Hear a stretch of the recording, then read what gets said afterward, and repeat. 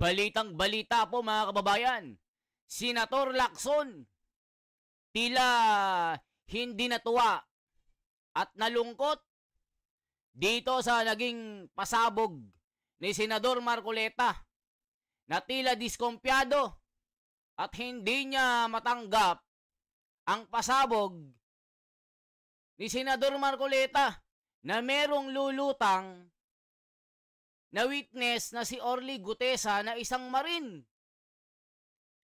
Grabe mga kababayan ang pasabog ni Orly. So ngayon mga kababayan, nataranta po sila. Dahil po si Gutesa, isang Marines na talagang nagsalaysay po ito na ayon sa kanyang kagustuhan at walang nagturo. Dito po mga kababayan, tila si Lacson na bahala at gusto niya talagang ipaimbestiga kung talagang legit daw ito mga kababayan. Alam niyo naman si Lacson at Tito Soto, nanggigigil sila pag si Marcoleta yung may pasabog. Mga kababayan, ngayon po, ipapasabpina po si Gutesa. Ayan no, surprise witness.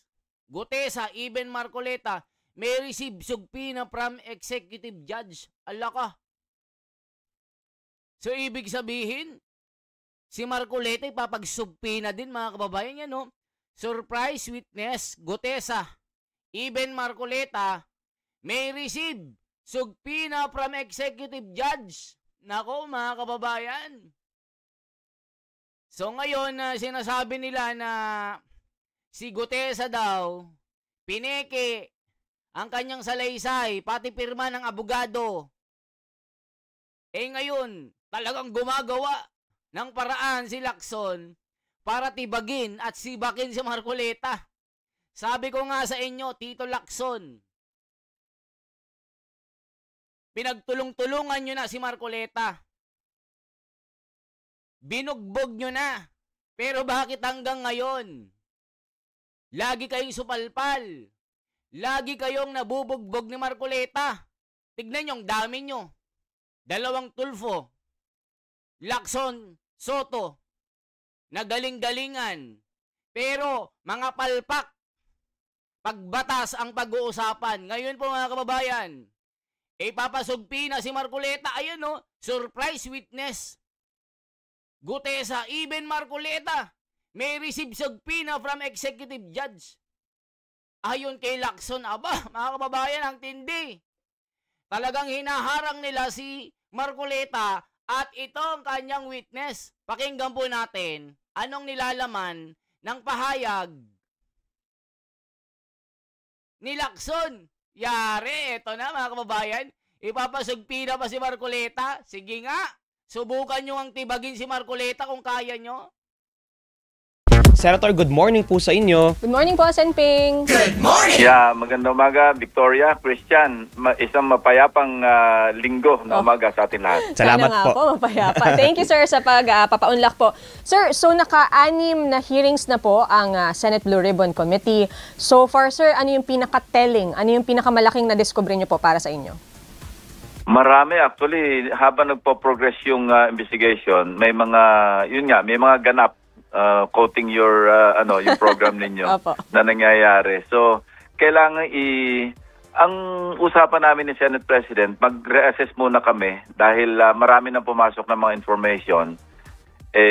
Yun nga yung i-assess namin kasi medyo lumilihis na. Mga kababayan, dito pa lang sa kanyang pahayag tila itong pasabog ni Gutesa, Orly na naging private bodyguard o delivery bagman ng basura na pera, parang nalilihis na daw. Yun ang sinasabi ng mga komento. So ngayon, kaya ipapasugpi na si Marcoleta at itong si Gutesa. Aba mga kababayan, ang matindi si Lacson. Pati si Marcoleta ipapasugpi na. Nako po Lacson, hindi nyo kakayanin si Marcoleta. Kahit anong gawin nyo. Basta may katwiran, may batas. Magugulpi kayo ni Marcoleta.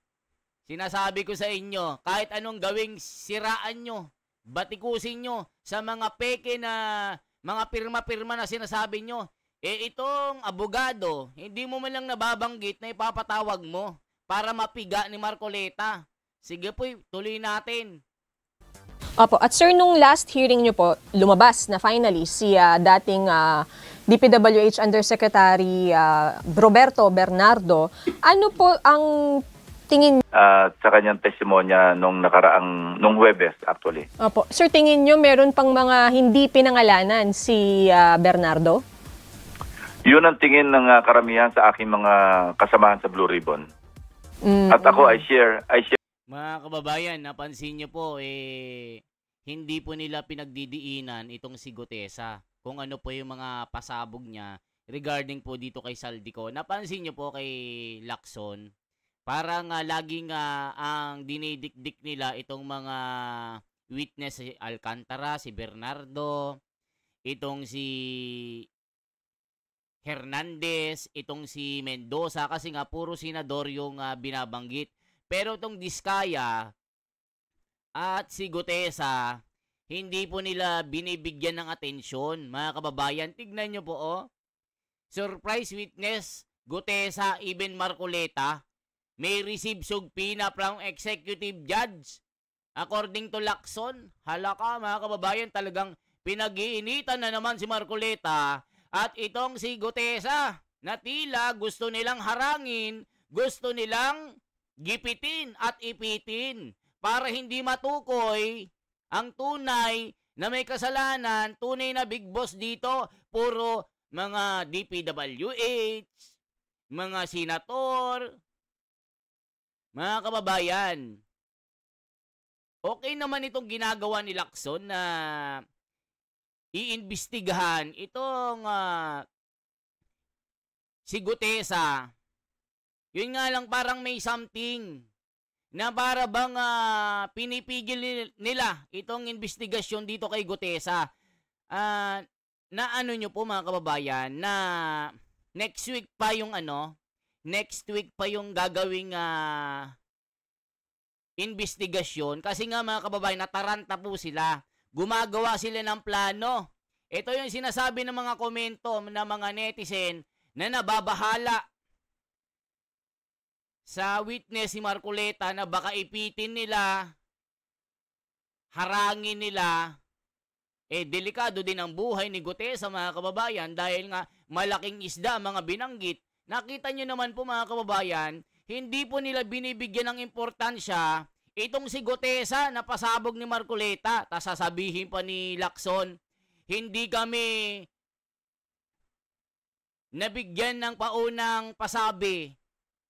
Wala man lang courtesy call. Sinabi nga ni di ba sinabi niya, mga kasama ko sa Senado, meron tayong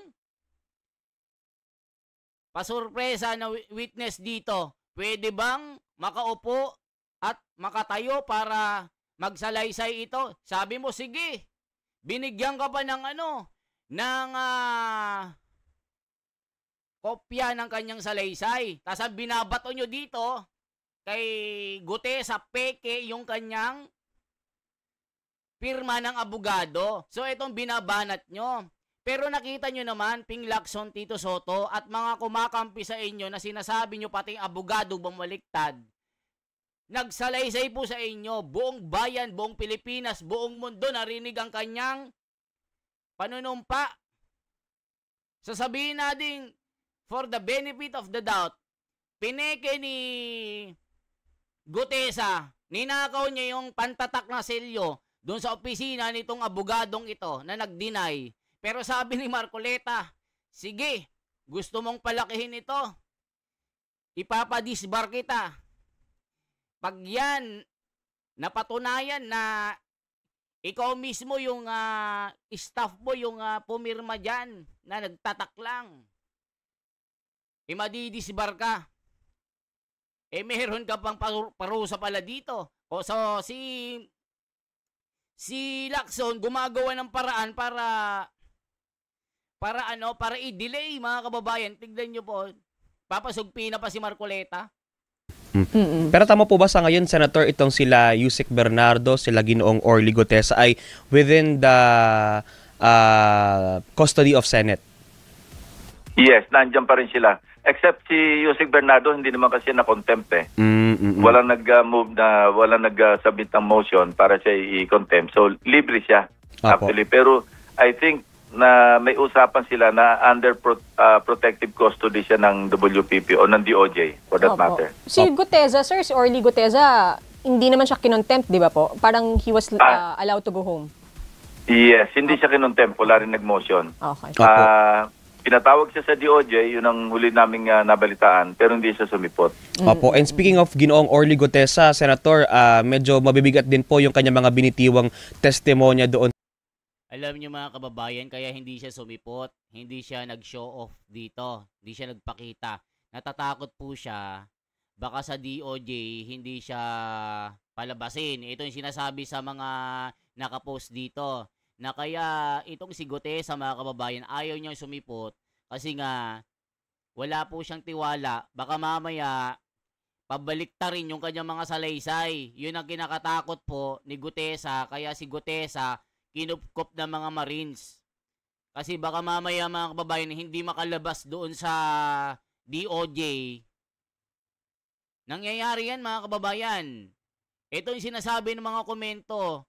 Kaya nga mautak daw si Gutesa na hindi siya nagpakita sa DOJ kasi nga natatakot po siya na baka may mangyari sa kanyang masama sa ating pagdinig, pero it turns out na hindi daw po pala acknowledge nung abogado kung saan ni-notarize yung kanyang mga statement. Paano yon, Senator? Yes. Napag-alaman ko na kasama pala sa function ng executive judge, in this case, City of Manila, kasi Ermita, Manila yung address noong ni Atty. Espera. So, kasama pala sa function niya yung mag-imbestiga ng violation ng mga dokumento patungkol sa yung pagnonotaryo, yung mga notarized documents. So, ipaubaya namin yung aspeto na yon para malaman kung totoo bang sinasabi ni Gutesa na humarap siya sa notaryo publiko at kontra naman sa sinasabi noong sinasabing nag-notarize na hindi. So, i-resolve yun ng executive judge, si Judge Carolina Sison, no? Opo. Siya yung executive judge sa Manila. Makikipag-ugnayan kami sa kanya. Titingnan namin kung makakakuha kami ng kopya sakaling ma-resolve niya yung issue na yon. Mga kababayan, sinagutan ni Marcoleta po ito. Tignan nyo po, makakakita ko po ng mga notaryo diyan sa ilalim ng tulay. Ang dinig ko nga, sa ilalim ng LRT, sa palengke, kahit saan-saan, basta may kubol. Meron lang nakalagay na notary public. Pwede na, hindi nakikita ang mga abogado. Walang nag-show off na abogado, hindi mo makikita. Kayo ba, nakatry na kayo magpakuha ng notaryo? Diba, pag nakakawala tayo ng mga ID, titulan ng lupa, kahit anong mga salaysay natin ng mga certification na galing po sa kumpanya na pinagtrabahuan natin, kahit anong papel, may tatak po yan na selyado ng notary public.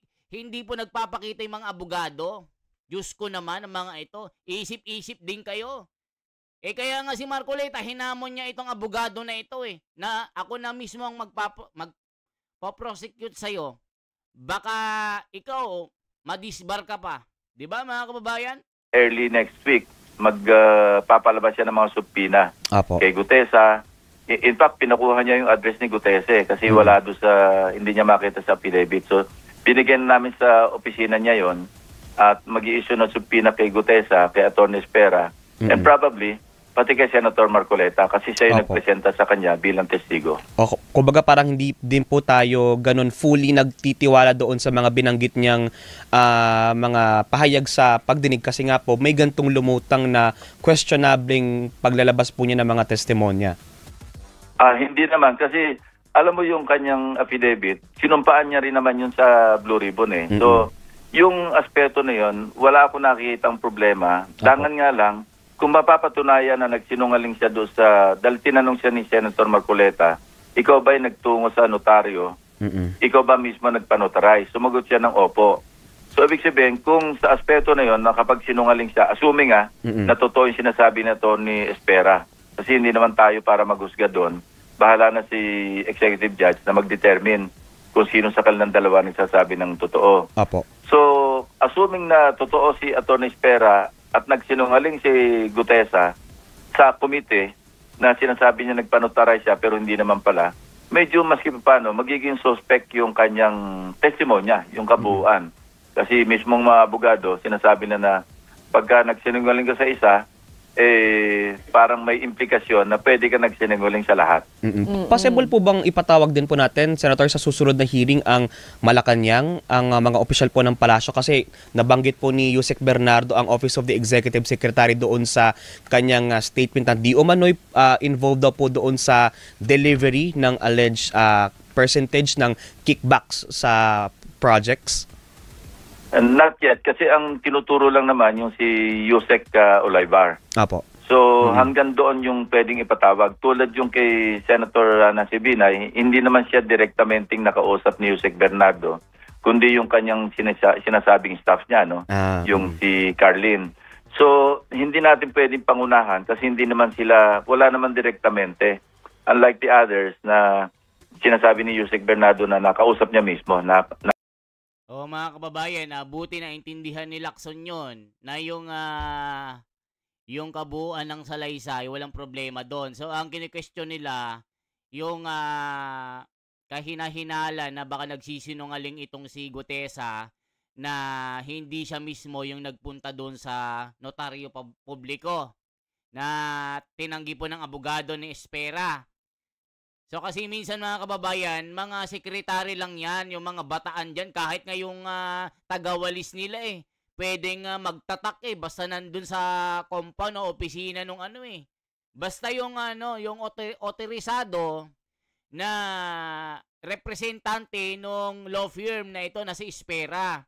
So ngayon, ito yung kini-question nila, mga kababayan. Kumbaga, hindi sila nagtitiwala dito. Siyempre, alam nyo na mga kababayan, gagawa sila ng paraan para ma-delay or maharang at maipit itong si Gutesa at Marcoleta. Nakita nyo naman kay Diskaya, yung spouses na dalawang yan. Mga kababayan, hindi nila pinapaniwalaan yung mga congressman. Binanggit nga niya si Saldico, binanggit nga niya si Martin Romualdez. Ngayon, may lumutang ulit na Marines. Kaya ngayon si Gutesa, tinago ng mga Marines ngayon, hindi siya sumipot sa DOJ.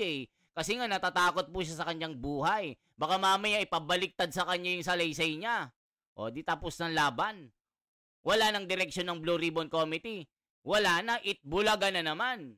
Na mismong direktang nakipag-usap sa kanya. Opo. Pero sabi sir ni Yusek Bernardo, siya mismo dinala niya daw kay former Senator Nancy Binay yung pera sa isang bahay sa Quezon City. Hindi ko nakatsa tayo na. I-check ko. Opo. Kasi kung merong ganon, may direct na may direktamenting ibig sabihin, testimonya. Opo. Di ba mga kababayan, itong si Bernardo po, agad-agad dinala po sa DOJ. Nagbanggit po ng mga senador, si Bong Revilla at si Nancy Binay. Di ba mga kababayan? Okay lang po na magbanggit siya ng mga senador. Nakukulangan po sila at talagang ora-orada nila na pinapunta sa DOJ. Hindi na po nagisa ng mga senador ito. So, ito po yung tanong ng bayan. Bakit puro senador yung tinutumbok ni yung nakasalamin na yan? Bernardo ang tawag dyan. I-correct nyo po kung mali po ako mga kababayan. Kay former Senator Nancy Binay.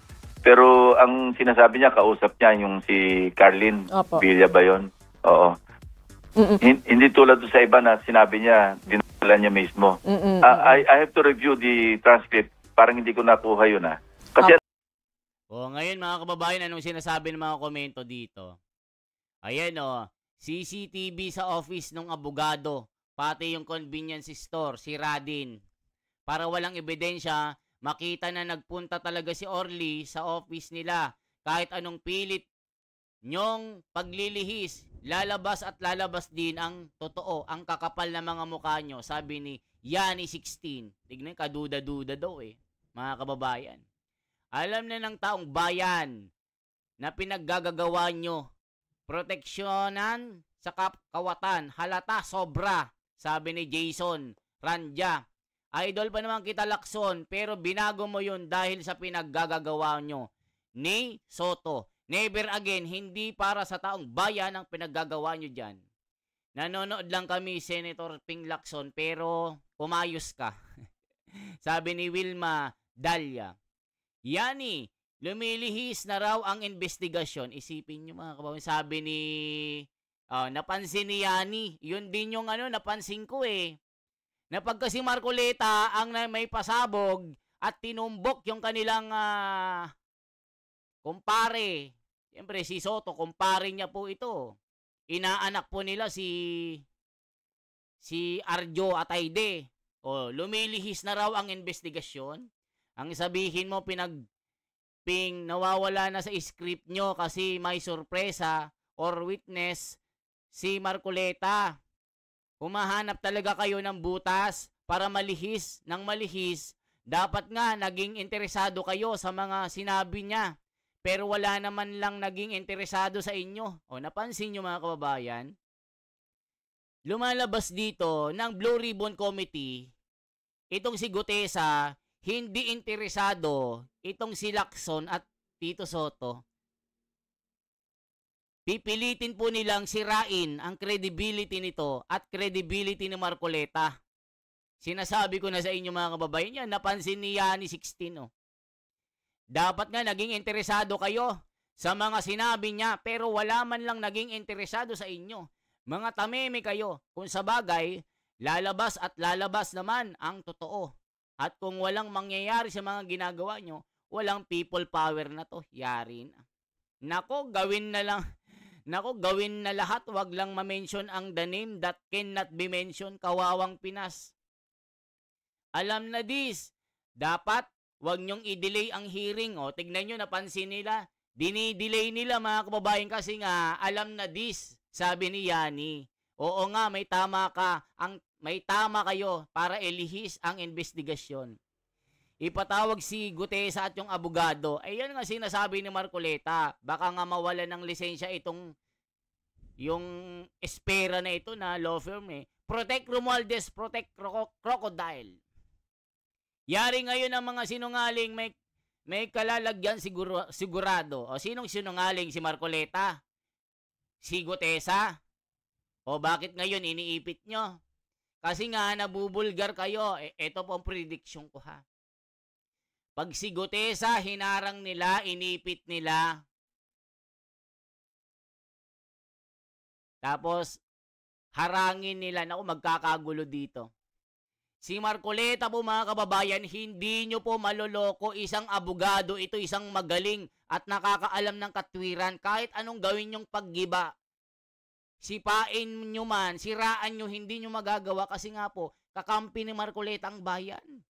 Kakampi niya ito. Kayo, kahit anong gawin nyo na paglihis sa direksyon na gusto ng taong bayan na matukoy ang mga buhaya dito, kahit anong gawin nyong pagtatakip, Senator Lacson at Tito Soto, sabi ng mga kababayan natin, hindi nyo magagawa kasi nga meron at merong lulutang na mga witness tapos haharangin nyo na naman.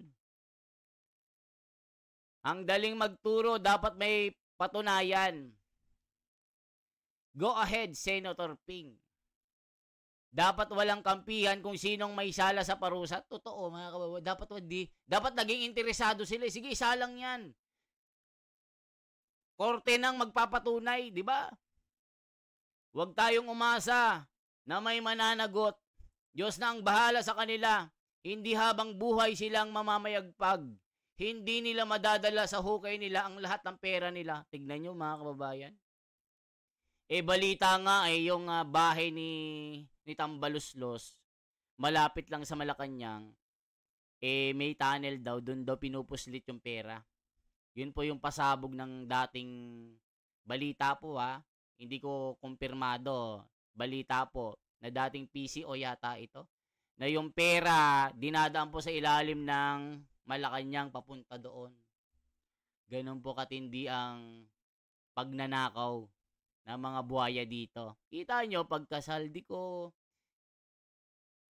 tambaluslos, hindi po sila interesado. Pero pagka mga senador, yun na interesado na pagka sila Bryce Hernandez, Henry Alcantara, tinutukoy sila Villanueva, sila Escudero, basta mga senador, mga kababayan, talagang energetic. Pero pag itong mga witness ni Marcoleta, naku po, hindi sila interesado, pilit nilang ginigiba, pilit nilang hinaharang. Kaya mga kababayan, yan lamang pong ating bahagi. Pakishare at palike po ito. Makisama po tayo sa diskusyon na ito. Lahat po tayo, damay-damay dito. Pag walang naparusahan na malaking isda, yari na naman tayo. Wala na tayong aasahan dito kasi si Gutesa at Marcoleta, hinaharang na mga buhaya. Salamat po na marami. Ako po si The Wonders Philippines. Mabuhay po.